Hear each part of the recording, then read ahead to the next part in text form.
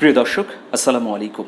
আমি আমিরুল মোমিনিন মানিক আপনাদের প্রত্যেককে আমন্ত্রণ জানাচ্ছি বাংলাদেশের ইউটিউব জার্নালিজমের অগ্রদূত changeTV.press-এর নিয়মিত সংবাদ পর্যালোচনামূলক আয়োজন টিপটপ মার্ক লিমিটেড সম্পাদকীয়তে। প্রিয় দর্শক, এই ভিডিওতে আমি সমগ্র বাংলাদেশ জুড়ে সমকামিতাকে ছড়িয়ে দেবার যে অপচেষ্টা চলছে তার চুলচেরা তথ্য উপস্থাপন এবং বিশ্লেষণ করার চেষ্টা করব। প্রিয় দর্শক, সাম্প্রতিক সময়ে 10 মিনিট স্কুলের কয়েকজন শিক্ষকের বিরুদ্ধে সমকামিতার পক্ষ অবলম্বন করার অভিযোগ উঠেছে। প্রিয় দর্শক, আপনারা জানেন বাংলাদেশের পাঠদানের ক্ষেত্রে 10 মিনিটস স্কুল অত্যন্ত গুরুত্বপূর্ণ এবং অসাধারণ উদ্ভাবন। তথ্য প্রযুক্তির এই যুগে আইমান সাদিক এই নতুন ধারণা দিয়ে শিক্ষা কার্যক্রমকে ছড়িয়ে দেবার নিরন্তর প্রচেষ্টা চালাচ্ছেন। কিন্তু 10 মিনিটস স্কুলের শিক্ষকদের নিয়ে এই ধরনের ন্যাক্কারজনক একটি বিতর্ক উঠবে, এটা কোনোভাবেই প্রত্যাশিত নয়। প্রিয় দর্শক, 10 মিনিট স্কুলের প্রতিষ্ঠাতা আইমান সাদিককে আমি আমার 6 টু লাস্ট ডিজিটের মোবাইল ফোন থেকে তার 5 টু লাস্ট ডিজিটের মোবাইল ফোনে কল দিয়েছিলাম। কল যাবার পর তিনি কেটে দিয়েছেন।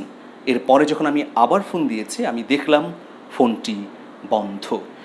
প্রিয় দর্শক, আইমান সাদিকের কথা যদি আমি নিতে পারতাম বা তার বক্তব্য জানতে পারলে এই বিষয়ে আরও পরিষ্কার হতে পারতাম। তবে মাওলানা আহমদুল্লাহ তিনি কথা বলেছেন বলে তার ভিডিওতে উল্লেখ করেছেন। প্রিয় দর্শক, এখন এই 10 মিনিট স্কুলের কয়েকজন শিক্ষকের বিরুদ্ধেই মূলত অভিযোগ উঠেছে। কী অভিযোগ? প্রথমত, তারা সমকামীর পক্ষে সাফাই গিয়েছেন। দ্বিতীয়ত, তারা বাংলাদেশের অপসংস্কৃতি হিসেবে পরিচিত বয়ফ্রেন্ড গার্লফ্রেন্ড কালচারকে ছড়িয়ে দিচ্ছেন নানাভাবে। প্রিয় দর্শক, এর মধ্যে উল্লেখযোগ্য নাম হচ্ছে সাকিব বিন রশিদ।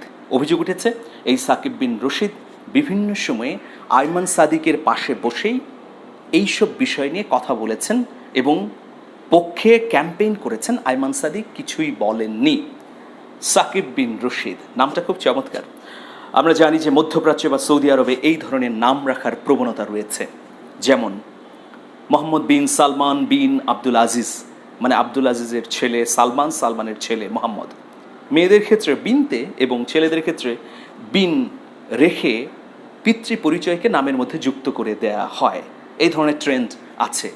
এই চমৎকার নামের সাকিব, মানে রশিদ সাহেবের ছেলে সাকিব, তিনি বেশ কিছু মন্তব্য করেছেন। বাবা মায়েরা ছেলে মেয়েদের যে নজরে নজরে রাখেন, এটাতে তার খুব আপত্তি। এই প্রবণতাকে তিনি বলতে চেয়েছেন মশারি পদ্ধতি। চলুন আমরা তার একটা বক্তব্য শুনে নিই। মেয়েদের জন্য বাবা মাদের অনেক নিয়ম। সন্ধ্যার পর বাসার বাইরে থাকা যাবে না, ফ্রেন্ডদের সাথে ঢাকার বাইরে ঘুরতে যাওয়া যাবে না, এরকম ড্রেস পরা যাবে না। সন্তান প্রতিপালনের এই দ্বৈত পদ্ধতিকে আমরা নাম দিয়েছি মশারি পদ্ধতি। প্রিয় দর্শক, আমরা দেখে নিলাম। আমি 10 মিনিটস স্কুল সম্পর্কে কথা বলার আগে বা সংবাদ পর্যালোচনা করার আগে আমি তাদের বেশ কিছু ভিডিও দেখেছি। প্রিয় বন্ধুরা, প্রিয় দর্শক, তাদের পাঠদানের ভিডিওগুলো নিঃসন্দেহে চমৎকার, অনন্য। কিন্তু তারা এর বাইরে যেসব উন্মুক্ত অনুষ্ঠান করেছে, প্রোগ্রাম করেছে, সেই প্রোগ্রামগুলোর অনেক জায়গায় বিতর্কিত মন্তব্য করা হয়েছে। সেখানে খোলামেলাভাবে সমকামিতার কথা বলা হয়েছে, সেখানে খোলামেলাভাবে লিভ টুগেদারের কথা বলা হয়েছে, কোনো কোনো ক্ষেত্রে গার্লফ্রেন্ড বয়ফ্রেন্ড ট্রেন্ডকে উৎসাহিত করা হয়েছে। আমি একটা ভিডিও আপনাদের সামনে উপস্থাপন করছি, দেখুন। আমরা লোকাল বাসে উঠলেই দেখা যায় আরেকজন মানুষ আমাদের ঘামের গন্ধে বুঝতে পারে না। এখানে অনেক ছেলেরা আছে, অনেক ভাইয়ারা আছে, আপনারা আপনাদের জিএফদের সাথে ডেটিংয়ে যান, যদি সেই ধরনের কোনো কিছুতে দেখা গেল যে জিএফ আপনার ঘামের গন্ধে ব্রেকআপের মতো একটা কোশ্চেন উঠে ফেলে, তার জন্য আমার মনে হয় আপনার পকেটে এটা রাখলে মেবি বেটার হবে।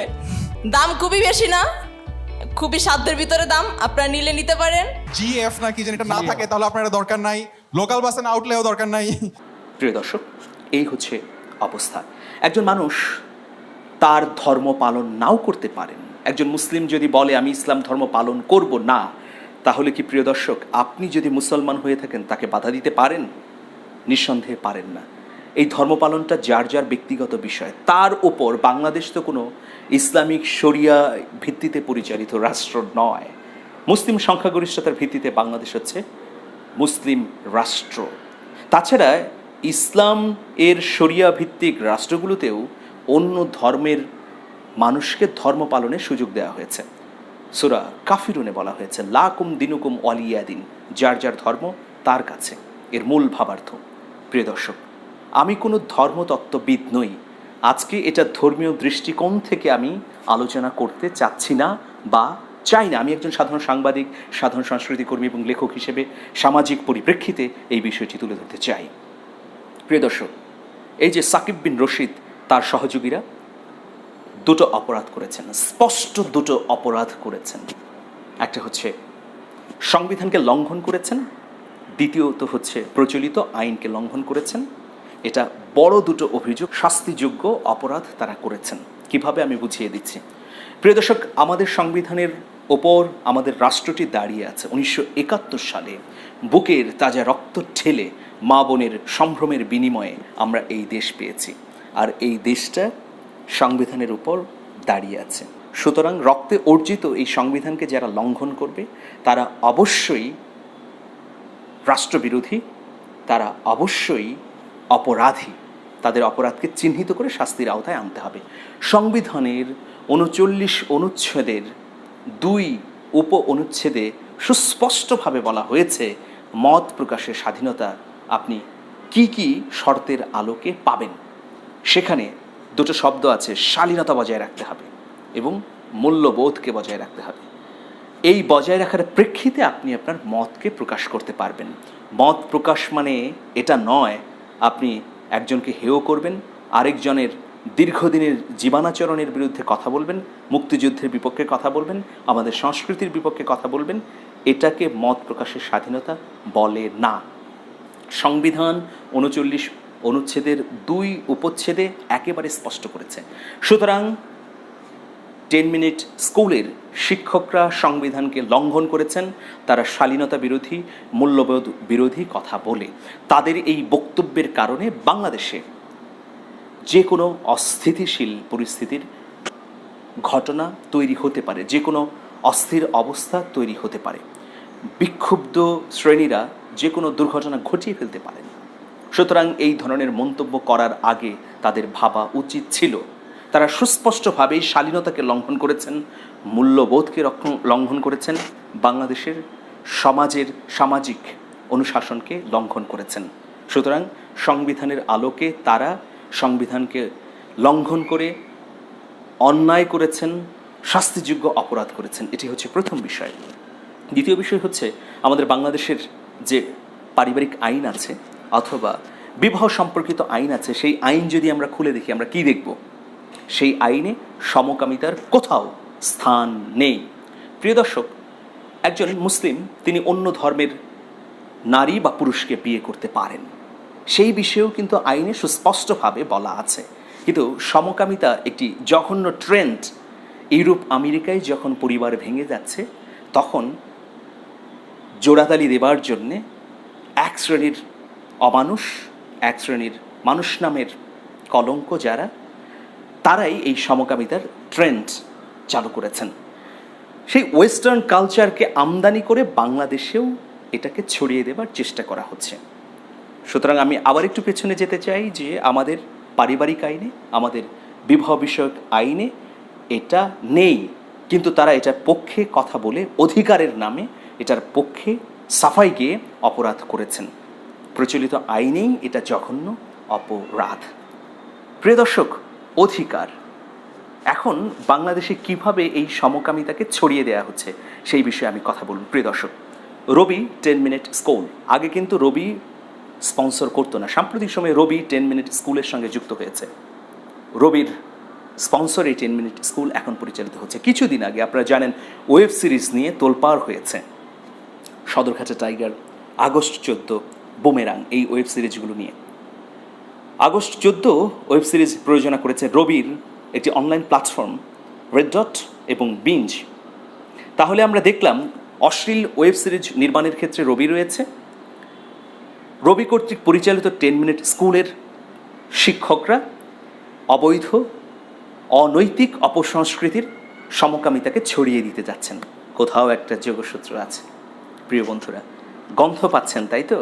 গন্ধ মারাত্মকভাবে রয়েছে। কদিন আগে গে পর্ণ নামের একটি পেজ থেকে চেঞ্জ টিভিতে রিকোয়েস্ট পাঠানো হয়। সেখানে বলা হয় যে আপনারা যদি আগ্রহী হন এই পেজের সঙ্গে যুক্ত থাকতে পারেন। সেখানে ক্লিক করে যা দেখেছি ভয়াবহ পরিস্থিতি। প্রিয় দর্শক, সমকামীরা বাংলাদেশে সংঘবদ্ধ হবার জন্য অনলাইন প্ল্যাটফর্মকে ব্যবহার করছেন। তারা একটি ফেসবুক পেজ খুলেছেন, সেখানে সদস্য সংগ্রহ চলছে। বোঝানো হচ্ছে যে এখন নারী পুরুষের মধ্যে বন্ধনের প্রয়োজন নেই, মেয়েদের সাথে সম্পর্ক করার প্রয়োজন নেই, ছেলে ছেলে সম্পর্ক করা যায়, মেয়ে মেয়ে শারীরিক সম্পর্ক করা যায়। সেই প্রবণতাকে তারা ছড়িয়ে দিতে যাচ্ছে, বাংলাদেশের পরিবার কাঠামোকে ভেঙে দিতে চাচ্ছে। কারণ বাংলাদেশ পরিবারের উপরই দাঁড়িয়ে আছে। পারিবারিক সৌহার্দ্য, পারিবারিক সম্প্রীতি, পারিবারিক মূল্যবোধ যখন ধসে পড়বে বাংলাদেশে, তখন যে কোনো কাজ তরুণ সমাজকে দিয়ে করিয়ে নেওয়া যাবে। একটা দেশের তরুণ প্রজন্ম যখন সজাত্য বোধকে ভুলে যায়, মূল্যবোধকে ভুলে যায়, তখন সেই প্রজন্ম হয় নখ দন্তবিহীন বাঘের মতো।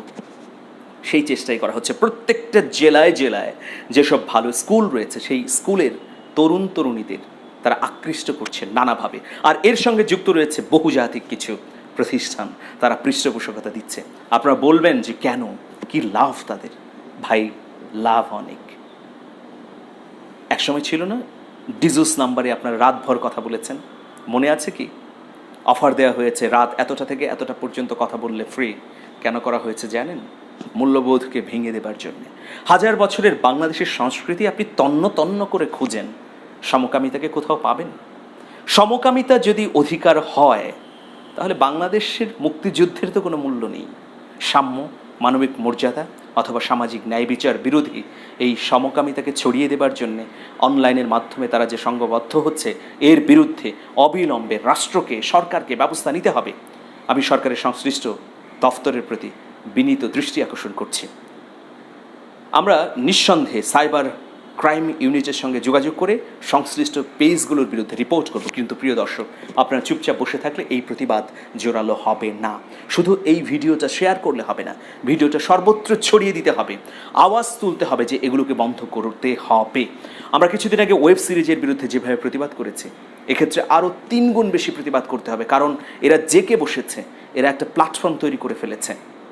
প্রিয় দর্শক, এই প্ল্যাটফর্ম ভাঙতে দীর্ঘমেয়াদী লড়াই প্রয়োজন। আমি এই ভিডিওর মধ্য দিয়ে প্রত্যাশা করব আইমান সাদিক আনুষ্ঠানিকভাবে অনলাইন প্ল্যাটফর্মে এসে তার বক্তব্য উপস্থাপন করবেন, প্রথমত। দ্বিতীয়ত হচ্ছে সরকার খুব তড়িৎ গতিতে উদ্যোগী হবে। আর তৃতীয়ত হচ্ছে আপনারা প্রতিবাদ করবেন। আর আমরা যদি কেউই প্রতিবাদ না করি, কোনো ক্ষতি হবে না আমার ব্যক্তিগতভাবে, কিন্তু ক্ষতি হয়ে যাবে সমাজের, ক্ষতি হবে আমাদের সবার। সেই সমূহ বিপদ থেকে রক্ষার জন্যেই, প্রজন্মকে বাঁচাবার জন্যেই, মুক্তিযুদ্ধের চেতনাকে বাঁচাবার জন্যে, সংস্কৃতিকে সংরক্ষণ করবার জন্যে আসুন লড়াইয়ে নামি। এটা একটা বড় লড়াই। ভালো থাকবেন, শুভেচ্ছা নিরন্তর। সেলফ কোয়ারেন্টিন অথবা ঘরবন্দি থেকে হাঁপিয়ে উঠেছেন, নিজের ত্বক নিয়ে দুশ্চিন্তাগ্রস্ত, কিন্তু ভুলে গেলে কি চলবে টিপটপ মার্টের কথা? আপনি ঘরেই থাকুন, শুধুমাত্র অনলাইনে অর্ডার করুন। আমাদের নিবেদিত প্রাণ কর্মীরা আপনার দরজায় পৌঁছে দেবে সৌন্দর্যের নিত্য ব্যবহার্য উপকরণ। টিপটপ মার্ট লিমিটেড, ত্বকের যত্নে বিশ্বস্ত প্রতিষ্ঠান।